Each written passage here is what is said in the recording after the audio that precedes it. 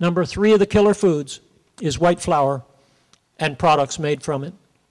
Let me begin by sharing with you how they make flour. They begin with a grain of living wheat.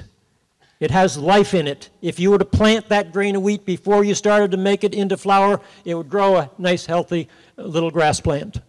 But the first thing they do with that living grain of wheat is remove the outer shell. It's called the bran. That's the fiber part. And that leaves little brown specks in the flour, and we couldn't have that. So you can buy wheat bran in the health food store. It's supposed to be something that's good for you. The next thing they remove is the germ. It contains all the nutrients, but it gums up their machinery and turns rancid real easily. So you can buy wheat germ in the health food store. It's supposed to be something that's good for you. Then they take what's left. It's called the endosperm. And they grind it into a very fine powder, but it's not white enough for them, so they bleach it with something like Clorox. Aren't you looking forward to your next hamburger bun? And now they have this very fine white bleach powder, but it has no fiber and no nutrition in it, and they can't put that on the label, so they introduce into it some coal tar artificial chemical vitamins. These are derived from coal tar. They're really toxic substances, but in the chemist's lab, they have a similar chemical composition as the real thing.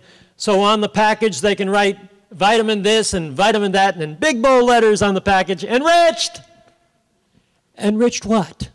Enriched poison, my friends, that's what it is. And there's no way, shape, or form that white bleach powder can build a healthy living cell in your body or anybody in your family's body.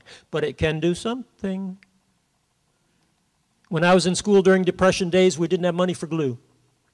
And so we took white flour and water, and we made the most wonderful paste. It would stick anything together. And can you imagine what all these white flour products are doing in your beautiful God-made bodies? Is it any wonder we have a tremendous constipation problem in America today? It is so bad that many people have to go to the store and buy dynamite to blast through. I mean, did you ever hear of a constipated cow? I got the most incredible letter from an 80-year-old Jewish man that got on the Hallelujah diet after 75 years of suffering with constipation problems. And he wrote me a letter telling me all about his problems. It was very graphic. He said he had had 5 surgeries, and he had fissures, he had hemorrhoids, he has bleeding, he had pain. He said 75 years of suffering. But he said, since going on the Hallelujah diet, he said, everything's coming out rosy. You say, preacher, why'd you make me laugh? Because I just took almost everything you eat away from you. I wanted you to come up smiling. So now we're going to totally, well, there are 2 more killer foods.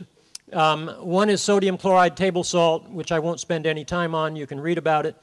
I just did a recent health tip on it a few weeks ago.